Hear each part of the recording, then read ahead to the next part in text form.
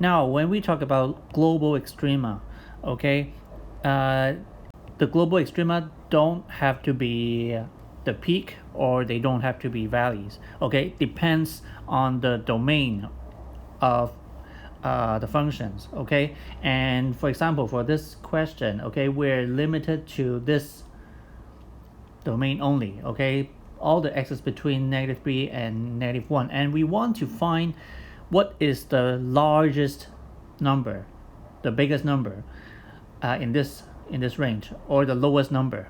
Okay, and that is the global extrema. Okay, so let's start.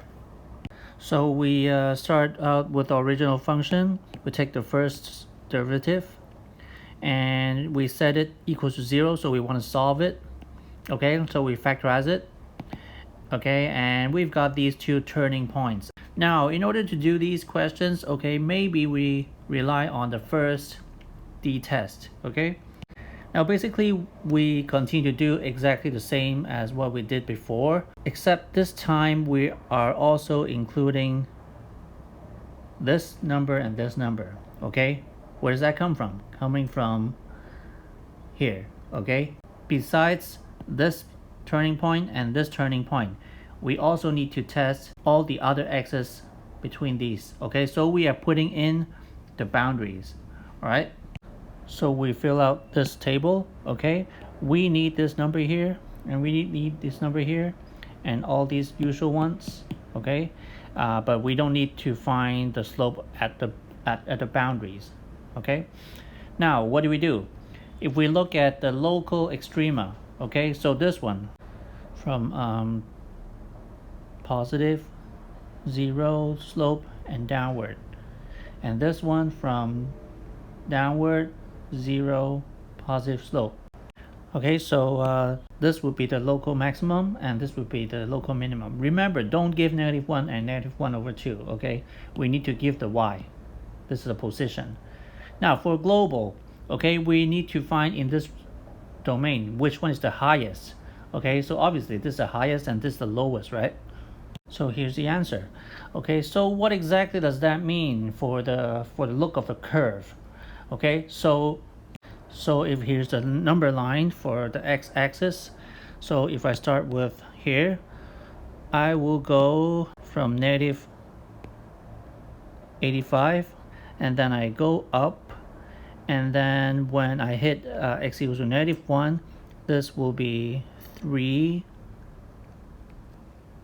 Okay, and when x equals to -1/2, this will be like here, because this is 5/2, and 43 when I get up to x equals to 1, so it will be somewhere up here.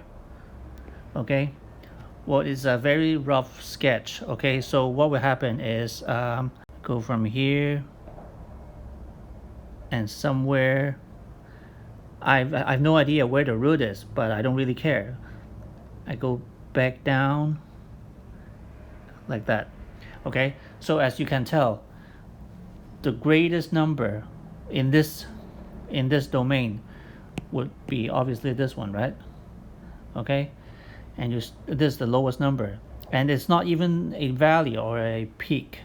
Okay, this one is the peak, this one is the valley.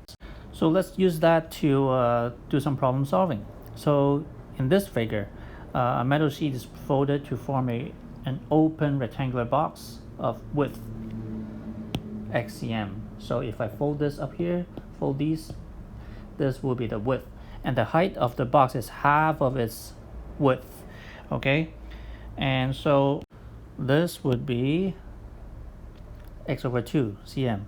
Okay, and the perimeter of the rectangular base is 36. So this rectangle would give 36. Okay, and after we fold it, okay, we want to find the greatest capacity. Okay, that means finding the volume, right? So we first we figure out the length of the base, which is this one here.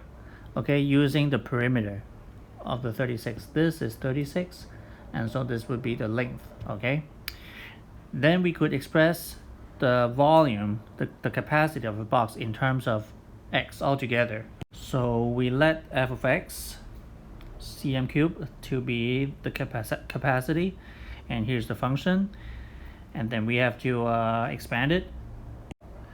Oh, and don't forget to specify the domain. Okay, so x in this case must be between 0 and 18, right? So I would say this would be between 0 and 18. Then we take the first derivative, factorize it, and we set it equals to 0, and we get x equals to 0 or 12 for the turning point. Okay, then let's continue here. Okay, and don't forget x must be between 0 and 18. Then we do the table. So we got this, and although when x equals 0, it is also a local extrema, but we don't really care because this is on the boundary of our question. Okay, so we don't need this number, and it just happens that is 0, so is this one. Usually we need to find these two numbers as well, but on the boundary, of course, it's 0 because one of the sides would become 0. Okay, we got these numbers here. So if in this case, if we go from positive 0 and then downward, okay, of course it is a local maximum at x equals to 12, but at the same time it is also a global extremum. Okay, because if you compare this number to this this is the highest number possible. All right, so when x equals to 12, it attains its greatest value. Okay, and so the greatest capacity would be 432 cm cubed. So here's a side note. Note that this is not less than or equal to. Okay, this is not less than or equal to. What in this case, what if we're asking for the least value or the smallest value? Okay, and if this happens to be the answer, but it's not even included in the domain. So in this case, there wouldn't be a global minimum, all right? Because it would be infinitely close to 0, but it's never 0.